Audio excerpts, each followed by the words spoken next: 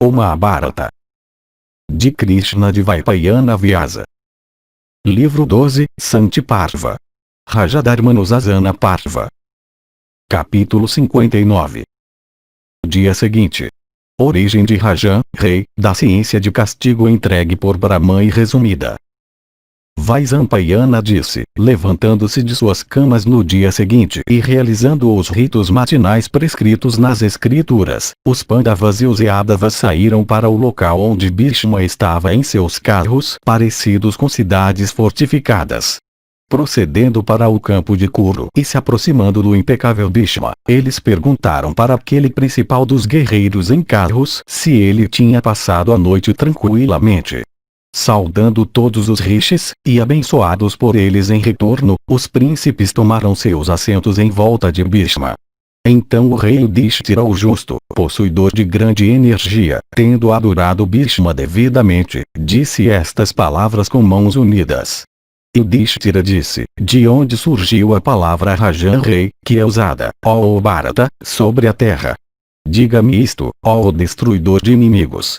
Possuidor de mãos e braços e pescoço como outros, tendo a compreensão e os sentidos como aqueles de outros, sujeitos como outros aos mesmos tipos de alegria e tristeza, dotados de costas, boca, e estômago similares àqueles do resto do mundo, tendo fluidos vitais e ossos e medula e carne e sangue similares àqueles do resto do mundo, inalando e exalando ares como outros, possuidor de ares vitais e corpo como outros homens, parecendo com outros em nascimento e morte, realmente, similar a outros em relação a todos os atributos de humanidade, por que razão um homem, isto é, o rei, governa o resto do mundo numerando muitos homens possuidores de grande inteligência e coragem?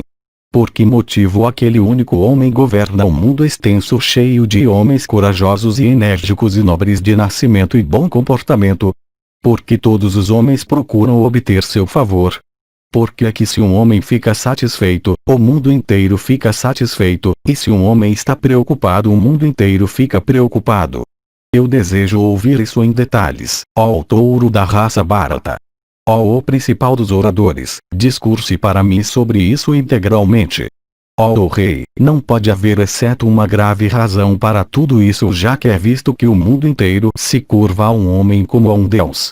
Bhishma disse, com atenção concentrada, ó tigre entre reis, ouça em detalhes como na era Krita a soberania primeiro começou.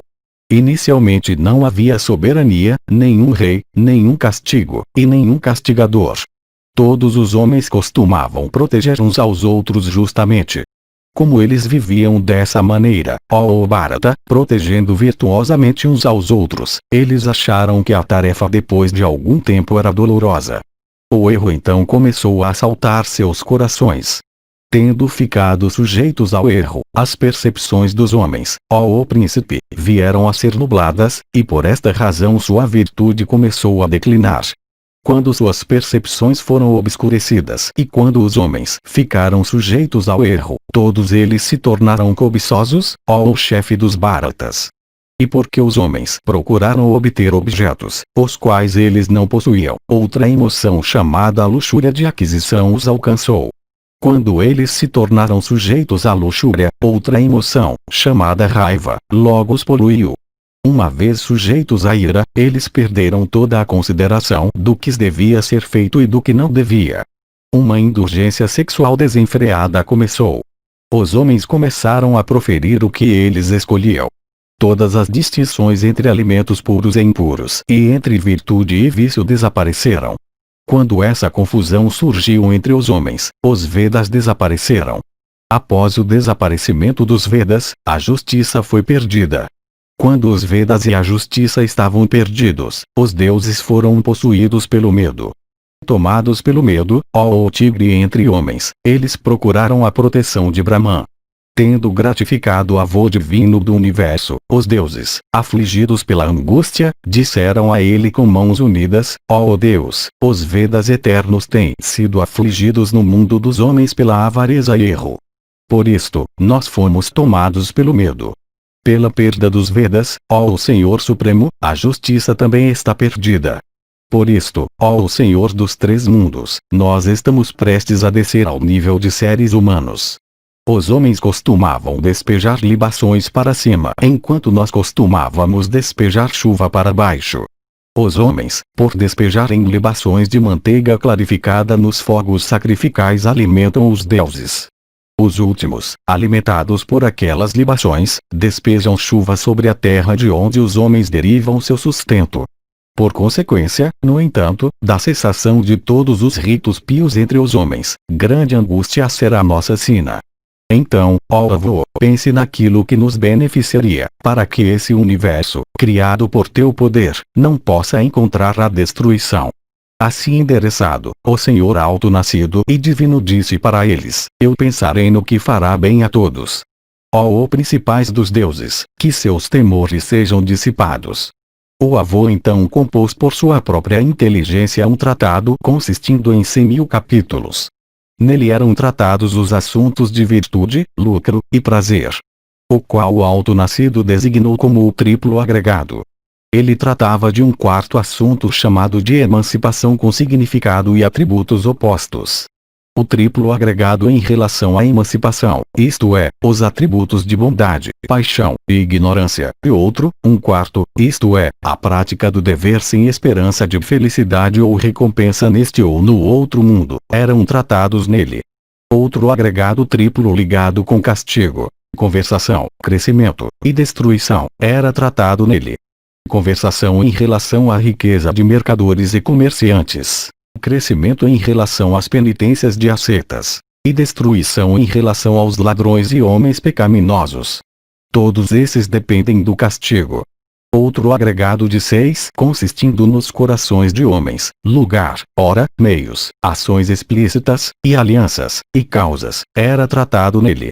Os ritos religiosos prescritos nos 3 Vedas, conhecimento, e as ações necessárias para a sustentação da vida, agricultura, comércio, ética. O touro da raça Bharata, e o ramo muito extenso de conhecimento chamado de legislação punitiva, eram prescritos nele.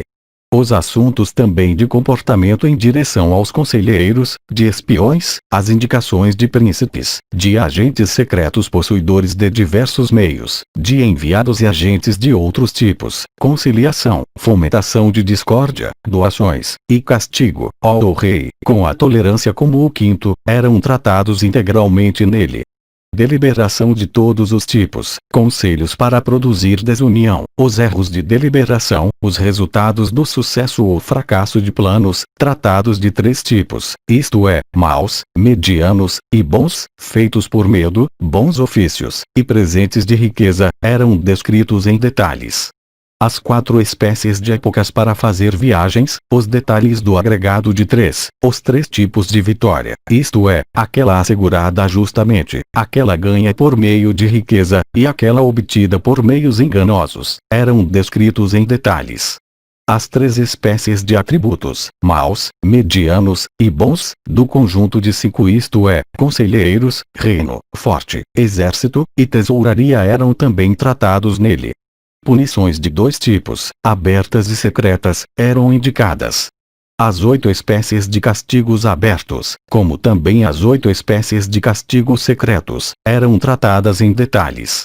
Carros, elefantes, cavalos, e soldados da infantaria, ó o filho de Pandu, operários recrutados, grupos de trabalhadores, e servidores remunerados de exércitos, e guias pegos do país que é o assento de guerra, estes são os 8 instrumentos, ó Kauravya, de castigo aberto ou forças agindo abertamente. O uso e administração de veneno móvel e imóvel eram também mencionados em relação às 3 espécies de coisas, isto é, vestuário, alimento, e encantamentos. Inimigos, aliados, e neutros, estes também eram descritos. As diversas características de estradas a serem tomadas, como dependentes de estrelas e planetas, ética.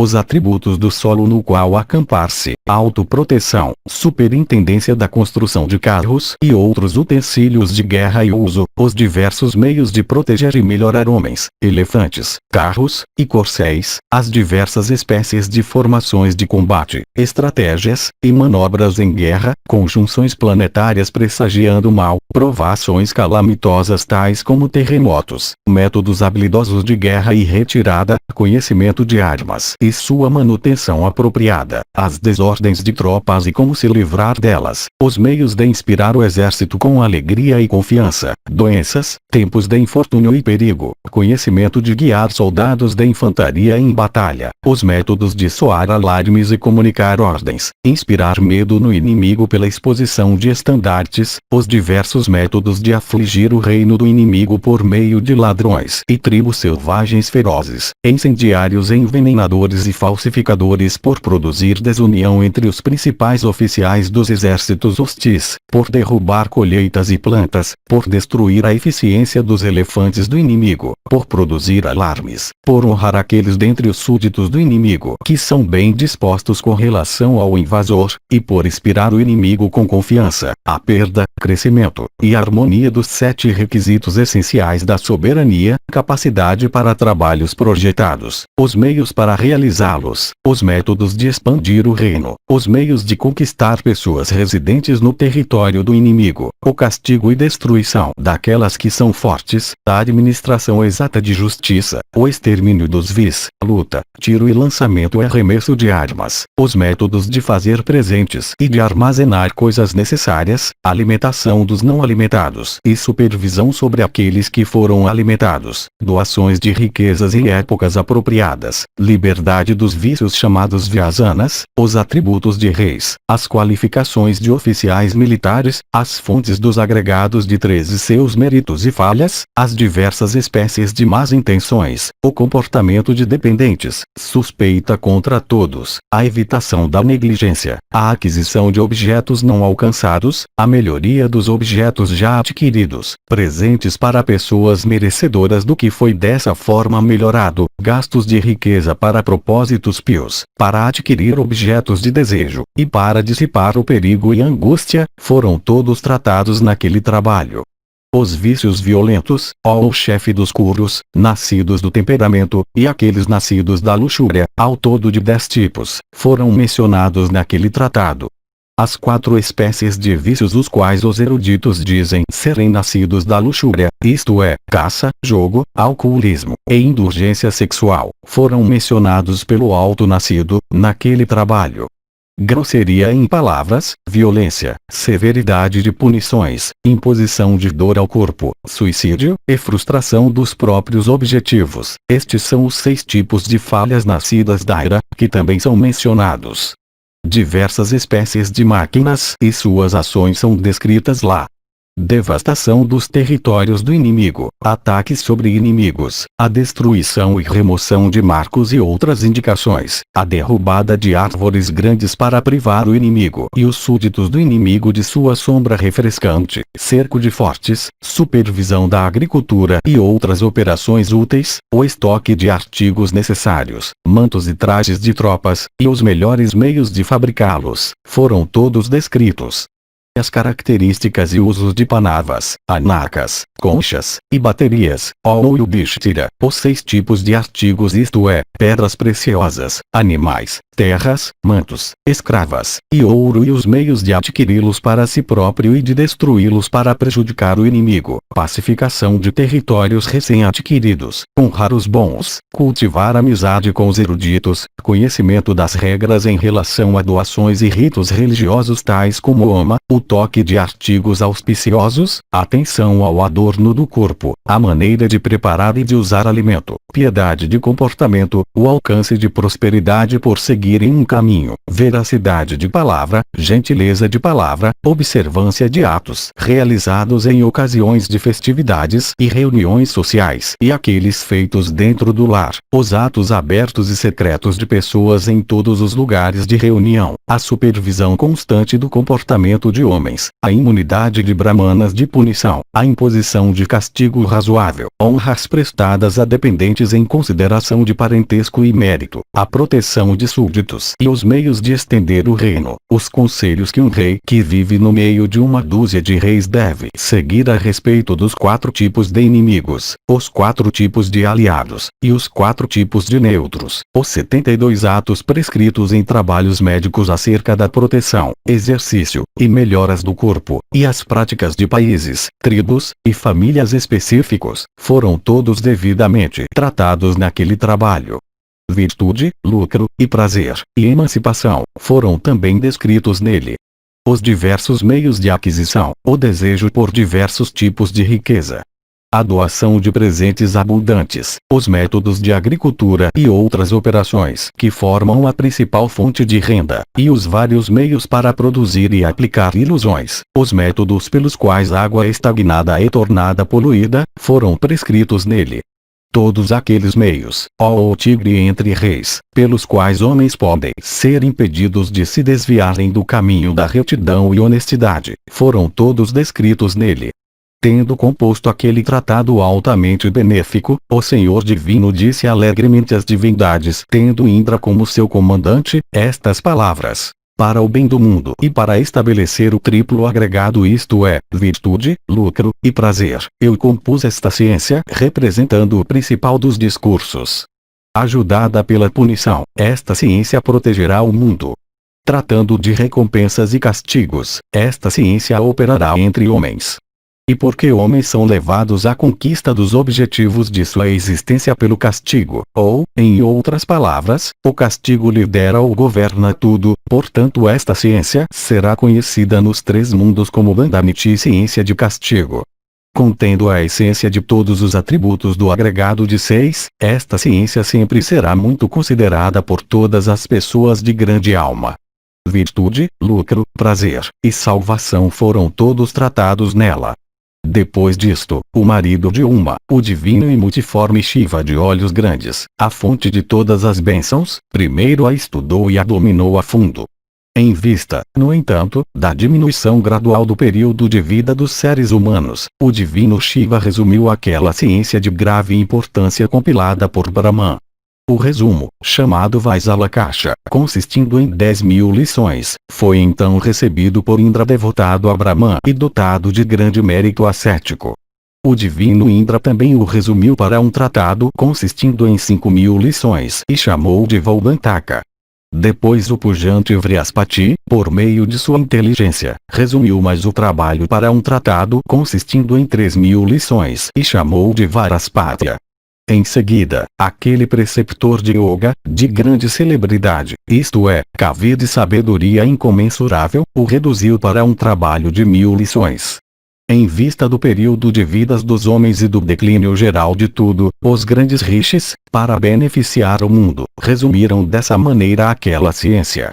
Os deuses então, se aproximando daquele senhor de criaturas, isto é, Vishnu, disseram a ele: indique, ó Deus, aquele entre os mortais que merece ter superioridade sobre o resto. O divino e poderoso Narayana, refletindo um pouco, criou, por um decreto de sua vontade, um filho nascido de sua energia, chamado Virajas. O altamente abençoado Virajas, no entanto, não desejou soberania sobre a terra. Sua mente, ó o filho de Pandu, se inclinou para uma vida de renúncia. Virajas teve um filho chamado Kritimati. Ele também renunciou ao prazer e divertimento. Literalmente, ergueu-se acima dos 5 no sentido de ter renunciado ao mundo. Kritimati teve um filho chamado Kardama. Kardama também praticou austeridades severas. O senhor de criaturas, Kardama, gerou um filho chamado Ananga. Ananga se tornou um protetor de criaturas, pio em comportamento, e totalmente conhecedor da ciência de punição. Ananga gerou um filho chamado Altivala, bem versado em política. Obtendo um extenso império depois do falecimento de seu pai, ele se tornou um escravo de suas paixões. Mritiu, ó o rei, tinha uma filha nascida de sua mente, chamada Sunita e famosa nos 3 mundos. Ela foi casada com Altivala e deu nascimento a um filho chamado Vena. Vena, um escravo da ira e malícia, se tornou injusto em sua conduta em direção a todas as criaturas. Os rishis, aqueles proferidores de Brahma, o mataram com folhas kusa como sua arma, inspiradas com mantras. Proferido mantras, aqueles rishis perfuraram a coxa direita de Vena. Então, daquela coxa, saiu uma pessoa de membros curtos sobre a terra, parecendo com um pedaço de madeira queimada, com olhos da cor de sangue e cabelo preto. Aquele proferidores de Brahma disseram a ele: Nishida, sente aqui. Dele surgiram os Nishadas, aquelas tribos perversas que têm as colinas e as florestas como sua residência, como também aquelas centenas e milhares de outras chamadas Mlechas, residindo nas montanhas Vindhya. Os grandes rishis então perfuraram o braço direito de Vena. De lá surgiu uma pessoa que era um segundo Indra em forma. Vestido em cota de malha, armado com cimitarras, arcos e setas, e bem versado na ciência de armas, ele conhecia totalmente os Vedas e seus ramos. Todas as ordenanças da ciência de castigo, ó rei, em suas formas incorporadas, se aproximaram daquele melhor dos homens. O filho de Vena então, com mãos unidas, disse àqueles grandes rishis: eu obtive uma compreensão que é muito aguçada e é observadora da justiça. Digam-me em detalhes o que eu devo fazer com ela. A tarefa útil que lhes agradar indicar, eu realizarei sem hesitação. Assim endereçados, os deuses que estavam presentes lá, como também os rishis, disseram a ele: realize destemidamente todas aquelas tarefas nas quais a justiça sempre reside. Desconsiderando o que é caro e o que não é, olhe para todas as criaturas com um olhar imparcial. Lançando à distância a luxúria, ira e cobiça e honra, e, sempre observando os ditames da justiça, puna com tuas próprias mãos o homem, quem quer que ele possa ser, que se desviar do caminho do dever. Jure também que tu irás, em pensamentos, palavras e ações, sempre manter a religião inculcada na terra pelos Vedas. Jure em seguida que tu manterás destemidamente os deveres prescritos nos Vedas com a ajuda da ciência de castigo, e que tu nunca agirás com inconstância. Ó pujante, saiba que Brahmanas estão isentos de castigo, e prometa além disso que tu protegerás o mundo de uma mistura de castas. Assim endereçado, o filho de Vena respondeu para as divindades encabeçadas pelos rishis, dizendo: aqueles touros entre homens, isto é, os Brahmanas altamente abençoados, sempre serão adorados por mim. Aqueles proferidores de Brahma então disseram a ele: assim seja. Então o Sukra, aquele vasto receptáculo de Brahma, se tornou seu sacerdote. Os Valakyas se tornaram seus conselheiros, e os Sarasvatas seus companheiros. O grande e ilustre Rishi Garga se tornou seu astrólogo. Esta declaração sublime dos Shrutis é corrente entre os homens que Prithu é o oitavo de Vishnu. Um pouco antes, as duas pessoas chamadas Suta e Magadha tinham vindo à existência. Eles se tornaram seus bardos e panegiristas. Satisfeito, Prithu, o filho nobre de Vena, possuidor de grande destreza, deu para Suta a terra situada na costa, e para Magadha o país, desde então conhecido como Magadha. Nós soubemos que a superfície da terra antes era muito irregular. Foi Prithu quem fez a superfície da terra nivelada. Em todo Manvantara, a terra se torna acidentada. Um Manvantara é um período de tempo muito longo, não diferente de uma era geológica. O filho de Vena removeu as rochas e massas rochosas que se encontravam por toda parte, ó monarca, com o corno de seu arco. Dessa maneira as colinas e montanhas foram aumentadas. Então Vishnu, e as divindades de Indra, e os rishis, e os regentes do mundo, e os brahmanas, se reuniram para coroar Prithu como rei do mundo. A própria terra, ó o filho de Pandu, em sua forma incorporada, foi até ele, com um tributo de joias e pedras preciosas. O oceano, aquele senhor dos rios, Himavati, o rei das montanhas, e Sakra, ó Yudhishthira, concederam a ele riqueza inesgotável. O grande Meru, aquela montanha de ouro, deu a ele pilhas daquele metal precioso. O divino Kuvera, carregado nos ombros de seres humanos, aquele senhor de Akshas e Rakshasas, deu a ele riqueza suficiente para satisfazer as necessidades de religião, lucro e prazer. Corcéis, carros, elefantes, e homens, aos milhões, ó o filho de Pandu, começaram a viver logo que o filho de Vena pensou neles. Naquele tempo não havia nem decrepitude, nem fome, nem calamidades, nem doença sobre a terra.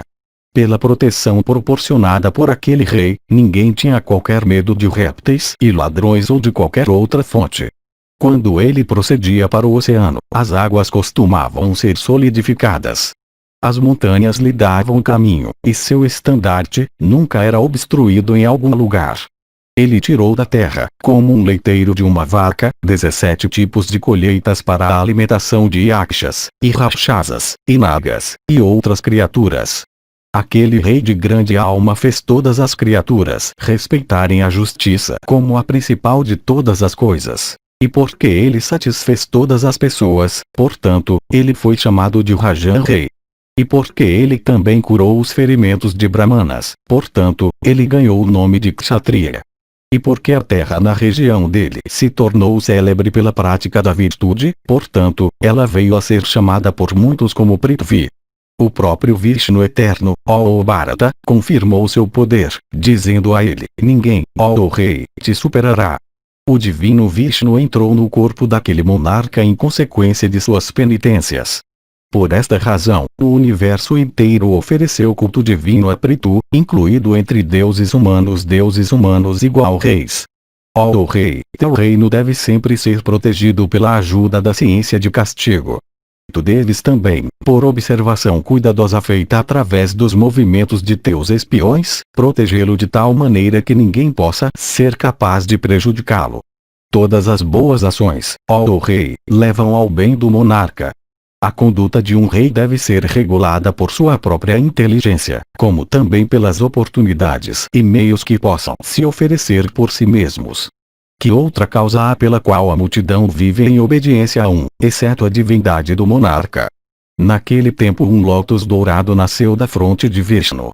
A deusa Rei nasceu daquele lótus. Ela se tornou a esposa de Dharma de grande inteligência.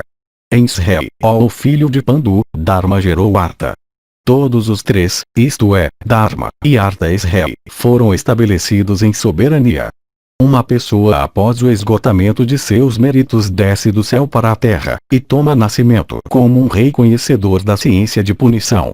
Tal pessoa se torna dotada de grandeza e é realmente uma porção de Vishnu sobre a terra. Ele se torna possuidor de grande inteligência e obtém superioridade sobre outros. Estabelecido pelos deuses, ninguém o supera. É por esta razão que todos agem em obediência a e é por isto que o mundo não pode comandá-lo. Bons atos, ó rei, levam ao bem. É por isto que a multidão obedece suas palavras de comando, embora ele pertença ao mesmo mundo e seja possuidor de membros similares. Aquele que uma vez viu o rosto amável de Prithu se tornou obediente a ele. Desde então ele começou a considerá-lo como bonito, rico, e altamente abençoado. Pelo poder de seu cetro, a prática de moralidade e comportamento justo se tornou tão visível na terra. E é por esta razão que a terra se tornou coberta de virtude. Assim, ó Yudhishthira, as histórias de todos os acontecimentos passados, a origem dos grandes rishis, as águas sagradas, os planetas e estrelas e constelações, os deveres em relação aos 4 modos de vida, os 4 tipos de Oma, as características das 4 classes de homens, e os 4 ramos de aprendizagem, foram todos tratados naquele trabalho do avô. Quaisquer objetos ou coisas, ó filho de Pandu, que existam na terra, foram todos incluídos naquele tratado do avô. Histórias e os Vedas e a ciência de Nyaya foram todos tratados nele, como também penitências, conhecimento, abstenção de injúria em relação a todas as criaturas, verdade, mentira, e moralidade superior. Culto de pessoas idosas, doações, pureza de comportamento, prontidão para esforço, e compaixão por todas as criaturas, foram totalmente descritos nele. Não há dúvida nisto. Desde aquele tempo, ó monarca, os eruditos começaram a dizer que não há diferença entre um deus e um rei. Eu agora te disse tudo sobre a grandeza dos reis. Qual outro assunto há, ó chefe dos Bharatas, sobre o qual eu terei que falar em seguida? Capítulo 60. Deveres das 4 classes. Vaisampayana disse, depois disto, Yudhishthira saudou seu avô, o filho de Ganga, e com mãos unidas e atenção concentrada uma vez mais o questionou, dizendo, quais são os deveres gerais das 4 classes de homens, e quais são os deveres especiais de cada classe? Qual modo de vida deve ser adotado por qual ordem? Quais deveres são especialmente chamados de deveres de reis? Por quais meios um reino cresce, e quais são aqueles meios pelos quais o próprio rei cresce? Como também, ó touro da raça Bharata, os cidadãos e os empregados do rei crescem? Quais tipos de tesourarias, punições, fortes, aliados, conselheiros, sacerdotes e preceptores o rei deve evitar? A diferença entre um Ritvija e um Purohita é que o primeiro é contratado em ocasiões especiais, enquanto os serviços do último são permanentes e constantes. Em quem o rei deve confiar? Em quais tipos de infortúnio e perigo? De quais males o rei deve se proteger firmemente? Diga-me tudo isto, ó avô. Bhishma disse: eu reverencio Dharma, que é sublime, e Krishna, que é Brahma. Tendo reverenciado também os Brahmanas aqui reunidos, eu irei discorrer sobre deveres que são eternos. Supressão da ira, veracidade de palavra, justiça, perdão, geração de filhos nas próprias esposas, pureza de conduta, evitação de disputas, simplicidade, e sustento de dependentes. Estes 9 deveres pertencem a todas as 4 classes igualmente. Aqueles deveres, no entanto, os quais pertencem unicamente aos Brahmanas, eu agora te direi. Autodomínio, ó rei, é declarado como o primeiro dever dos Brahmanas. Estudo dos Vedas, e paciência em passar por austeridades, são também seus outros deveres. Por praticar esses 2, todos os seus atos são realizados. Se enquanto empenhados no cumprimento de seus próprios deveres, sem fazer alguma ação imprópria, a riqueza vem para um Brahmana pacífico possuidor de conhecimento, ele deve então se casar e procurar gerar filhos, e deve também praticar caridade e realizar sacrifícios. É declarado pelos sábios que a riqueza assim obtida deve ser desfrutada por distribuí-la entre pessoas merecedoras e parentes. Por seu estudo dos Vedas, todas as ações pias prescritas para o Brahmana são realizadas. Se ele realiza ou não qualquer coisa a mais, se ele se dedica ao estudo dos Vedas, ele se torna por isto conhecido como um Brahmana ou amigo de todas as criaturas. Eu também te direi, ó Bharata, quais são os deveres de um Kshatriya. Um Kshatriya, ó rei, deve dar mas não mendigar, deve ele mesmo realizar sacrifícios mas não oficiar como um sacerdote nos sacrifícios de outros. Ele nunca deve ensinar os Vedas mas estudá-los com um preceptor Brahmana. Ele deve proteger as pessoas. Sempre se esforçando para a destruição de ladrões e pessoas vis, ele deve aplicar sua destreza em batalha. Aquele entre os soberanos Kshatriya que realiza sacrifícios grandiosos, que possui um conhecimento dos Vedas, e que ganha vitórias em batalha, se torna o principal daqueles que alcançam muitas regiões abençoadas após a morte por seu mérito. Pessoas conhecedoras das escrituras antigas não louvam o Kshatriya que retorna ileso da batalha. Esta é declarada como a conduta de um Kshatriya desprezível. Isto é, retornar sem ferimentos da batalha. Não há dever maior para ele do que a repressão de ladrões. Doações, estudo e sacrifícios trazem prosperidade para os reis. Portanto, o rei que deseja adquirir mérito religioso deve se engajar em batalha. Pois sem batalha, ele não pode expandir seu reino e obter riqueza para doar e pagar as despesas de sacrifícios. Estabelecendo todos os seus súditos no cumprimento de seus respectivos deveres, o rei deve fazer todos eles fazerem tudo segundo os ditames de retidão. Ele faça ou não faça qualquer outro ato, se ele somente protege seus súditos, ele é considerado como tendo realizado todos os atos religiosos e é chamado de um Kshatriya e o principal dos homens. Eu agora te direi, ó Yudhishthira, quais são os deveres eternos do Vaisya. Um Vaisya deve fazer doações, estudar os Vedas, realizar sacrifícios, e adquirir riqueza por meios honestos. Com a atenção apropriada, ele deve também proteger e criar todos os animais domésticos, como um pai protegendo seus filhos. Qualquer coisa a mais que ele fizer será considerada como imprópria para ele. Por proteger os animais domésticos, ele obterá grande felicidade. O Criador, tendo criado os animais domésticos, outorgou o seu cuidado ao Vaisya. Ao Brahmana e ao Kshatriya ele conferiu o cuidado de todas as criaturas. Eu te direi qual é a profissão do Vaisya e como ele deve ganhar os meios de seu sustento. Se ele mantém para outros 6 vacas, ele pode pegar o leite de uma vaca como sua remuneração. E se ele mantém para outros 100 vacas, ele pode pegar um único par como tal taxa. Se ele comercia com a riqueza de outro, ele pode pegar uma sétima parte dos lucros como sua parte. Um sétimo também é sua parte nos lucros resultantes do comércio de chifres, mas ele deve pegar uma 16ª parte se o comércio for em cascos. Se ele se dedica ao cultivo com sementes fornecidas por outros, ele pode pegar uma 7ª parte da produção. Esta deve ser sua remuneração anual. Um vaízia nunca deve desejar não cuidar do gado. Se um vaízia deseja cuidar do gado, ninguém mais deve ser empregado naquela tarefa. Eu devo te dizer, ó Bharata, quais são os deveres de um Sudra. O Criador destinou o Sudra para se tornar o servidor das outras 3 classes. Por isto, o serviço das 3 outras classes é o dever do Sudra. Por tal serviço das outras 3, um Sudra pode obter grande felicidade. Ele deve servir as 3 outras classes de acordo com sua ordem de superioridade em idade. Um Sudra nunca deve acumular riqueza, a fim de ele que não faça, por meio de sua riqueza, os membros das 3 classes superiores, obedientes a ele. Por isto ele incorreria em pecado. Com a permissão do rei, no entanto, um Sudra, para realizar ações religiosas, pode ganhar riqueza.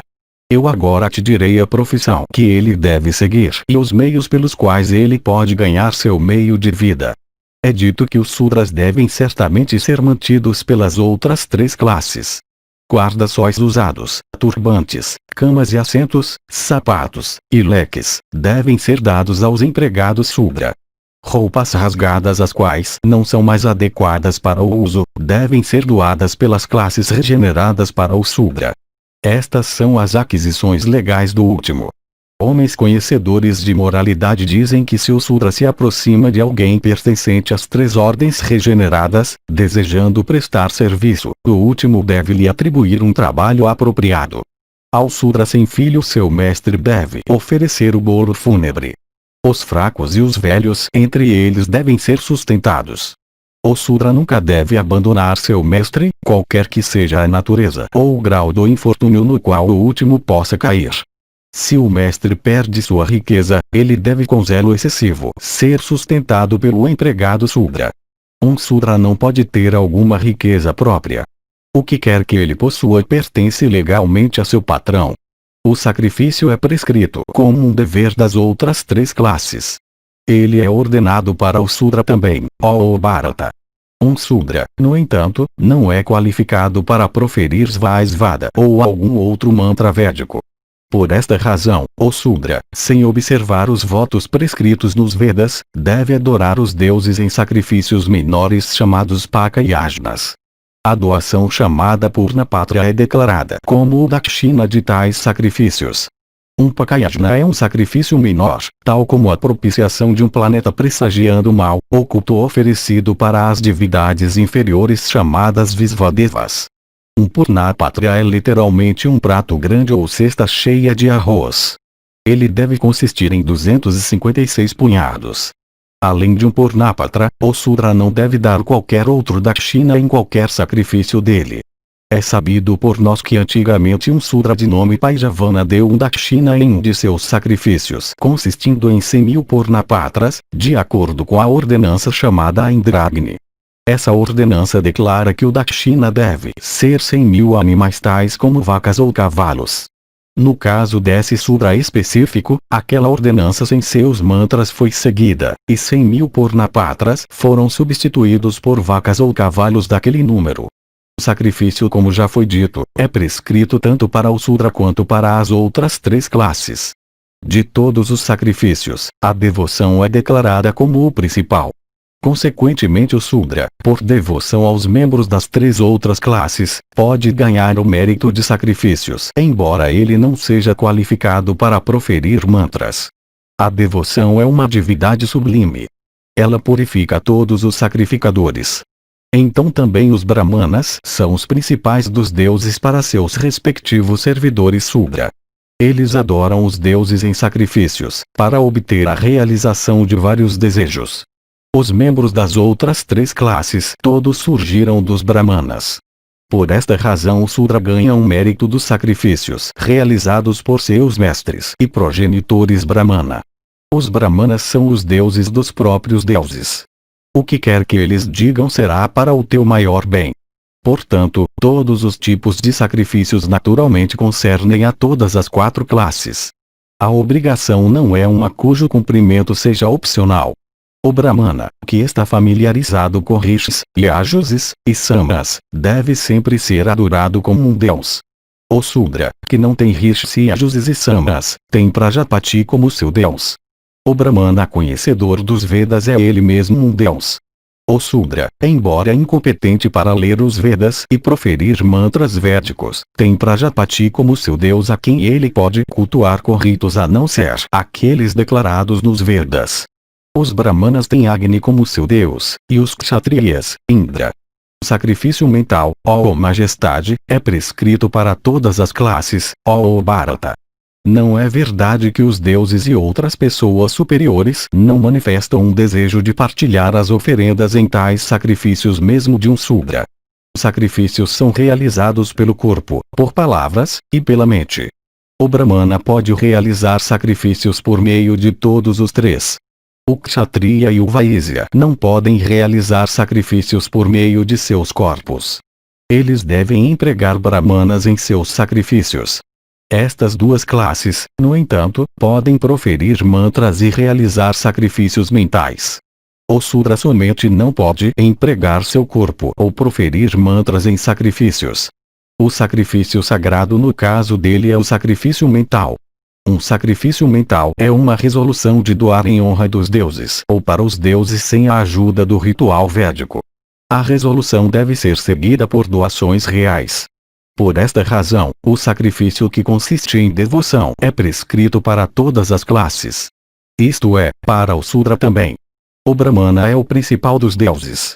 Não é verdade que aqueles que pertencem àquela classe não realizam os sacrifícios das outras classes.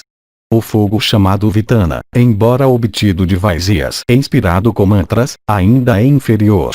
Todos os fogos sacrificais, como uma regra, são obtidos das casas de Vaisyas. O fogo sacrificial de um Sudra é chamado de Vitana. O Brahmana é o realizador dos sacrifícios das 3 outras classes. Por esta razão todas as 4 classes são sagradas. Todas as classes têm umas com as outras uma relação de consanguinidade, através das classes intermediárias. Elas todas surgiram dos Brahmanas. Ao se averiguar a prioridade ou subsequência de homens em relação à sua criação, aparecerá que entre todas as classes o Brahmana foi criado primeiro.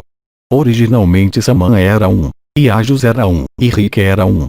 Embora originalmente um, os Vedas se tornaram diversos.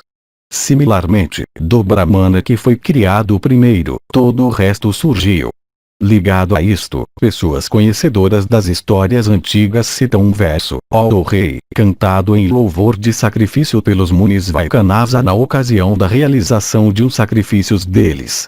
Antes ou depois do nascer do sol uma pessoa de sentidos subjugados, com coração cheio de devoção, despeja libações no fogo sacrificial de acordo com a ordenança. A devoção é um agente poderoso. Com relação ao mas também, aquela variedade que é chamada de skana é a inicial, enquanto aquela que é chamada de askana é a última, mas a principal em mérito. Os sacrifícios são variados. Seus ritos e resultados também são variados. O Brahmana possuidor de devoção que, dotado de conhecimento das escrituras, que é familiarizado com todas elas, é competente para realizar sacrifícios. Aquele que deseja realizar um sacrifício é considerado como virtuoso mesmo que ocorra de ele ser um ladrão, um pecador, ou o pior dos pecadores. Os rishis elogiam tal homem. Sem dúvida eles estão certos. Esta então é a conclusão que todas as classes devem sempre e por todos os meios em seu poder realizar sacrifícios. Não há nada nos 3 mundos igual ao sacrifício. Portanto, é dito que cada um, com coração livre de malícia, deve realizar sacrifícios, ajudado pela devoção que é sagrada, da melhor maneira que possa e de acordo com o que lhe agrada.